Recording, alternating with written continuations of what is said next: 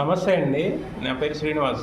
నేను ఈరోజు మనం ఈస్ట్ బైపాస్ గురించి వివరిస్తానండి. ఈస్ట్ బైపాస్ అసలు ఎందుకంటే విజయవాడలో ట్రాఫిక్ రద్దీ ఎక్కువగా ఉందండి. ఇక్కడ బెన్ సర్కిల్లో కానీ రామర్పాడు రింగ్లో కానీ గంటల తరబడి వెయిట్ చేయాల్సి వస్తుంది.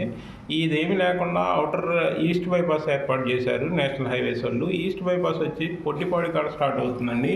పొట్టిపాడు నుంచి తరిగొప్పుల, మానికొండ, నెప్పల్లి వస్తుంది. నెప్పల్లిలో ఇక్కడ నేషనల్ హైవే బందర్ వెళ్ళేది, విజయవాడ మచిలీపట్నం వెళ్ళే బందర్ హైవే జంక్షన్ అండి అది.